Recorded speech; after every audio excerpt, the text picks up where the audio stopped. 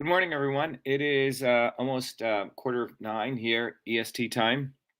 I wanted to do a quick live today, very brief one, and I wanted to update people on the three prongs of Putin and Russia's response to U.S. and NATO and Ukraine, and really talking about where does it end. The reason I wanted to do this is unfortunately, the media is not really giving any of this the due attention it deserves in terms of real analysis. And as many of you know, we take a systems approach to everything we do. As the graphic here says, it says a systems analysis approach. And we want to really at least keep educating people on what are the elements that are going on. As the title says here, we want to look at the three prongs of Putin and Russia's response to US, NATO, and Ukraine. As many of you know, here we've been discussing over the last almost year now what's really going on in Ukraine.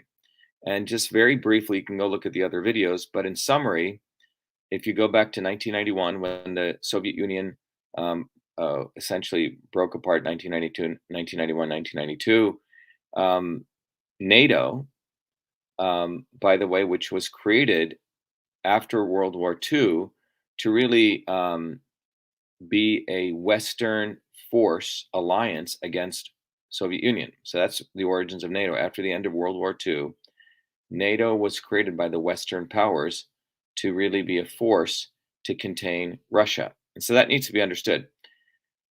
So now you move forward about 50 years later, 1990s, early 1990s, when the Soviet Union breaks up, there was a decision made as a part of that breakup or an agreement between Gorbachev and Bush that NATO would not move 1 inch to the east of Germany. A sort of reassurances for this quote unquote peaceful coexistence between the Soviet Union, former Soviet Union, and US slash dash NATO. However, the United States very strategically started surrounding Russia with more and more NATO countries. More and more countries were allowed into NATO. In fact, lately, Finland and Sweden have been urged to come in. All right. Even though 80,000 petitioners in Finland have said they don't want to be part of NATO. All right. None of that comes out in the media. So the most important thing that took place recently, as we know, in the past 12 months was the Ukrainian war took place as a result of Ukraine also thinking of going into NATO. And so, what was the response of Vladimir Putin in Russia? Well, Putin has sort of a very large cultural view of all of this. He's not a dumb guy. He's actually pretty well read, probably more well read than the more recent Russian or US presidents. And his view is that this is truly an incursion on Russia. Imagine if Mexico decided it was going to take back Texas, right? Or if Texas was going to, no longer be a part of the United States. This would have serious issues for the US, and I don't think we'd tolerate it. And that's the way he sees Ukraine. Ukraine is sort of historically, in his view, is part of Russia. And what really ticked off Putin and all of this was the following: that in 2013 and 14, the Obama administration, right after the Bush 2014, starting with the Obama administration, right? The big thesis here was that it was very, very important for the United States to have monopoly dominion over U.S. and oil, gas dependency of Europe to U.S.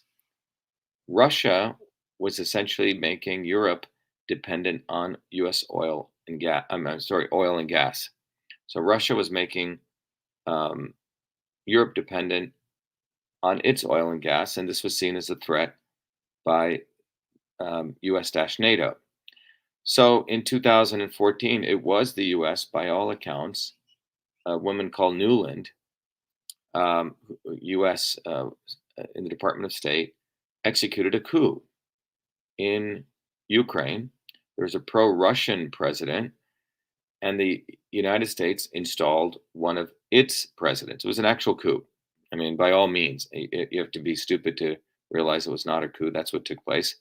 And the person that was put in place was an ultra right conservative who was very pro Nazi, neo Nazi.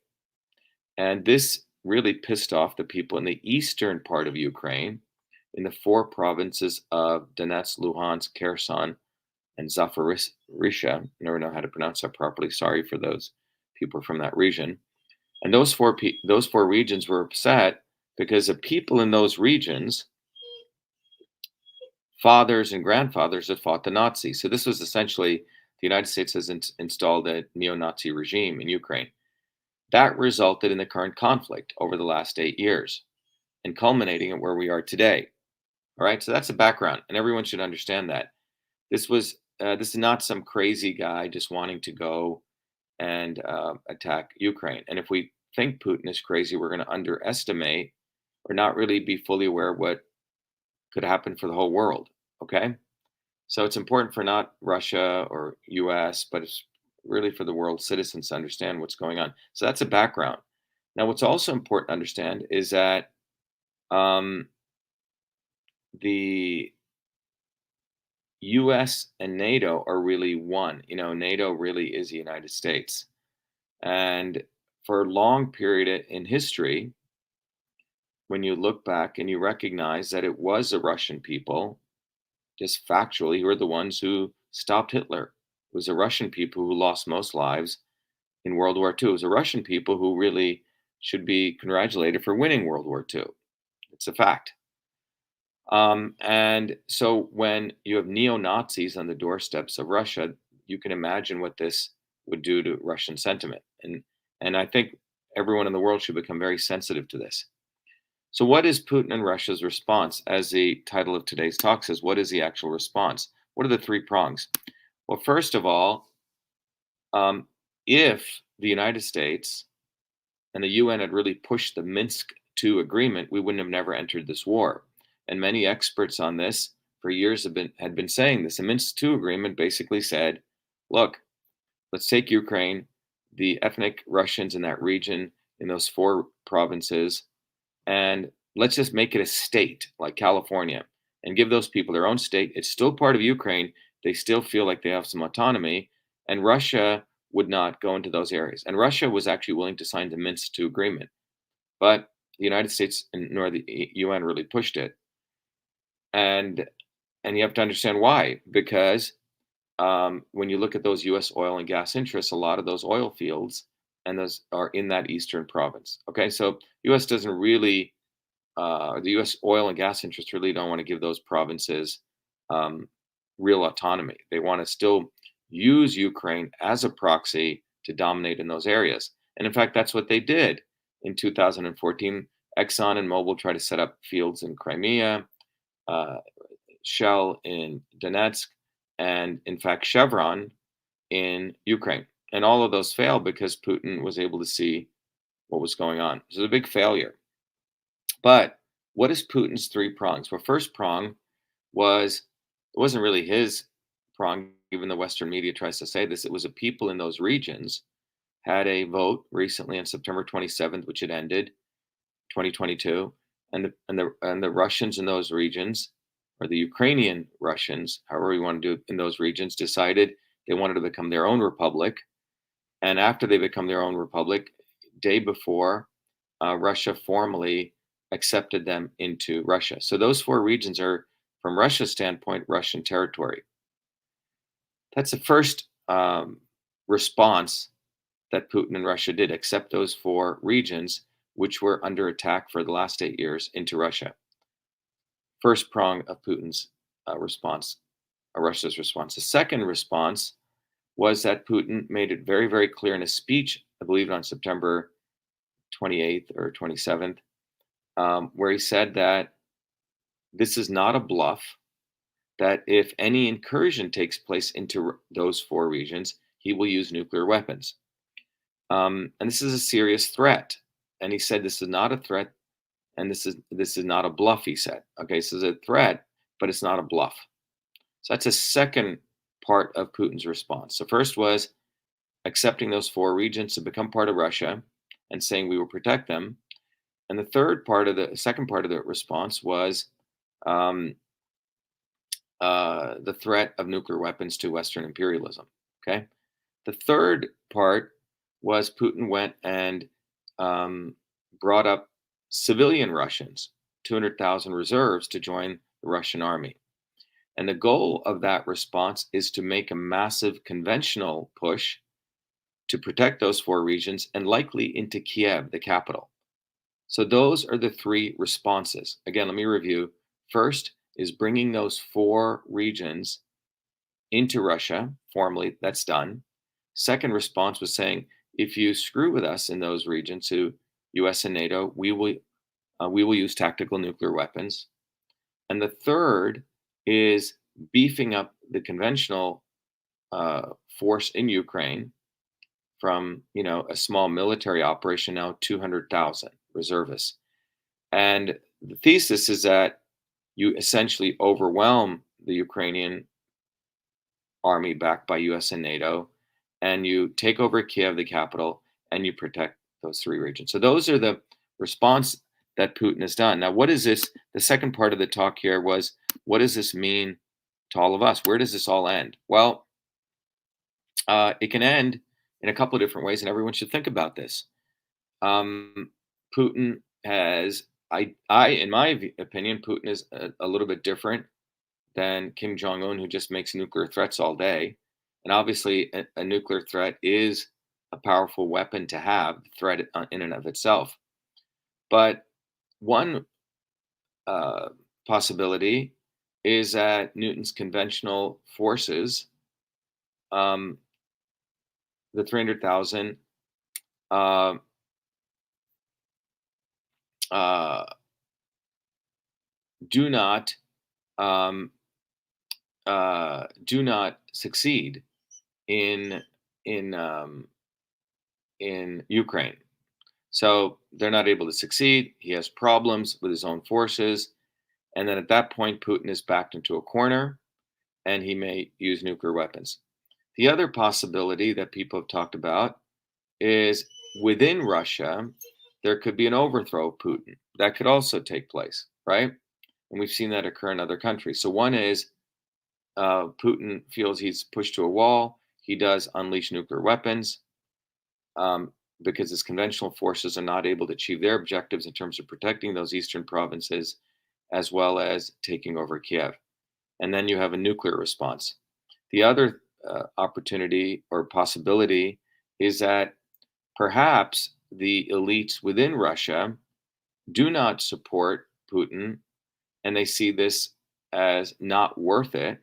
And there's some internal coup supported by CIA and MI6, NATO people within Russia. So that's the second way this ends. And you have Russia being taken over from within, some people favorable to US and NATO. It's a possibility. The third piece some people have talked about is that there may be, and this is out there, that US, NATO, Ukraine may do some dirty bomb. A dirty bomb is essentially a conventional explosive device with that spreads radiation, and it's a false flag that's then used to point the fingers at Russia that they did it, and then U.S., NATO, Ukraine preemptively launch a nuclear attack into Russia. There could be other possibilities, but let's not forget there's only one country in the world that ever dropped not one, but two nuclear weapons on another country. Uh, and that was the United States. And many historians will argue that there was no need to drop those bombs on Hiroshima and Nagasaki. They were done essentially to threaten and keep Russia in line that the United States had nukes. Uh, so let me be clear. When you look at this situation with the US, NATO, and Putin, you have to really think about it as thugs who want monopoly control. So think about a neighborhood a 100-acre neighborhood, and one thug owns 95%, 95 acres in that neighborhood, US NATO. And let's say Putin owns 5 acres. He's a smaller thug. And Putin wants to sell his goods and services into that 100-acre neighborhood. And the thug, the US NATO, which has monopolized 95%, doesn't like that. That's what this is really all about. It's not about Putin being good or bad, or the United States being good or bad. It's essentially imperial interests. Lots of money is involved here. And everyday working people in a shootout in that neighborhood, we are the ones who get knocked out, not any of these people. Putin will have bunkers. Joe Biden will have bunkers. It's not really going to affect any one of us. I mean, all of us are the ones who are going to be affected by this. So I think the important thing to recognize is that madmen are really running the world, and they do not have the interests of working people. And so it's extremely important that all of us recognize and take a historical approach and really spend a little bit of time beyond the mainstream media and start looking at the historical forces. That's why I've done these videos. Um, I try to, in the morning, try to do the political videos. In the evening, we have our health videos. And as many of you know, our intent in all of this is to encourage all of you to take a systems approach. And please go to vashiva.com and you can see all the different tools and solutions we have. But I also encourage you to go to truthfreedomhealth.com and you can contribute to all the work that we're doing globally. We now have a global movement of over 360,000 people who have awakened to recognize that you can't take a left wing or right wing approach. You can't be pro or anti. People have actually got to get educated or be enslaved. And the truth, freedom, and health system that we've created allows any individual to really learn the science of systems. Those in power learn the science of systems. And using the science of systems, they can subjugate, manipulate, and enslave people. But if you learn the science of systems, just like a surgeon wielding a knife, as I've said over and over, can save life or a criminal can kill it. If you learn the science of systems, you can really understand the interconnection in a very profound way between truth, freedom, and health. That fighting for freedom, focusing on real science is what leads to health. And when we improve our health is how we have the wherewithal to fight for truth and freedom. And the platform that we've created for all of you, it's all online. You can learn the science of systems. You can get access to all the books and papers to learn the science of systems. There's also a tool that you can improve your own health by understanding how your body is actually a system. That's also included. And then we've included many, many research tools to understand how food is a system. We offer lectures, as you can see, that's in this diagram here, lectures and tools that you can teach others the science of systems. There's an entire community now, and we have many, many tools independent of big tech for you to communicate. So truth, freedom, and health is really the solution. So while I will speak about the problems of the world and do the systems analysis, but the reality is we don't have to be desperate. We don't have to get divided into left or right, nor do we have to get complacent. We can actually organize bottoms up, independent of all of this nonsense, and awaken ourselves to recognize that we all need to have some self-respect, have some accountability, and it is we people who actually understand how systems work independent of left and right that are actually going to have a positive effect.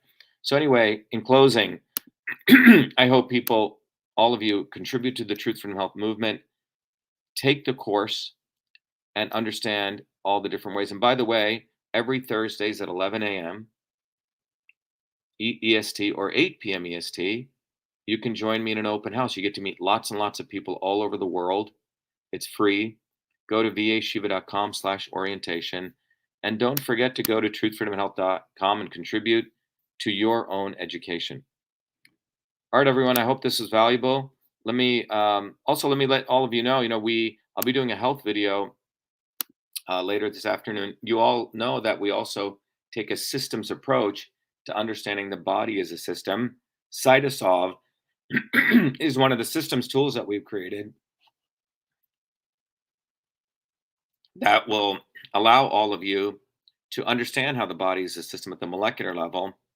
And I have to play a quick video because a number of you have said I haven't played this video, but it'll really tell you that you can apply the systems approach at the societal level, at the physical level, and at the molecular level. And using that, not only can we understand what the truth is, but we can also develop solutions. So the Cytosolve systems approach was very Millions of people suffer every day from a solution for pain and inflammation. It's one of our latest products, but it's a bottoms up solution that really understood by interconnecting the parts. I'm going to play the MV25 video, and I look forward to seeing you. But we're going to be doing a video explaining the discovery of MV25 this week. Millions of people suffer every day from painful discomfort and swelling, but most pain medications come with harsh side effects, and many alternative supplements have little scientific backing. That's why we at Cytosolve created MV25. MV25 was formulated using the Cytosolve Computational Systems Biology Platform,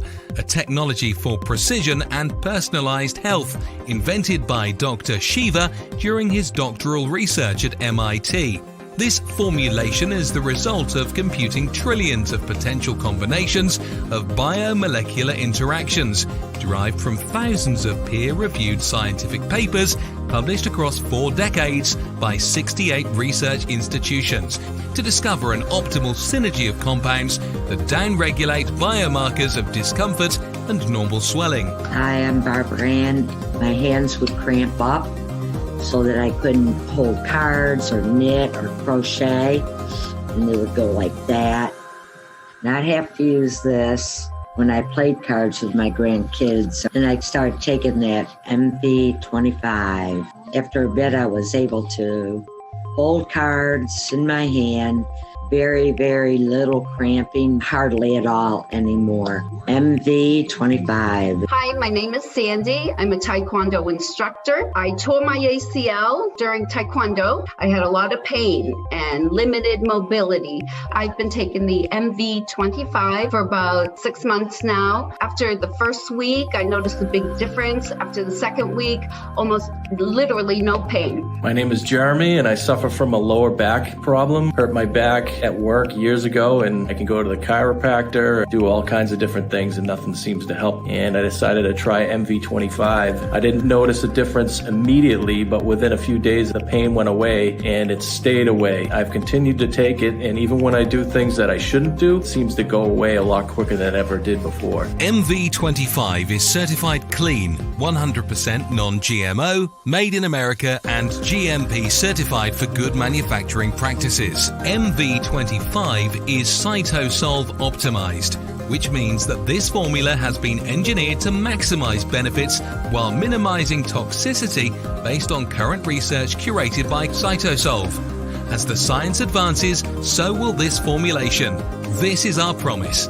Order online at mv25.life. Consult your doctor before taking any supplement or medication and use as directed. MV25.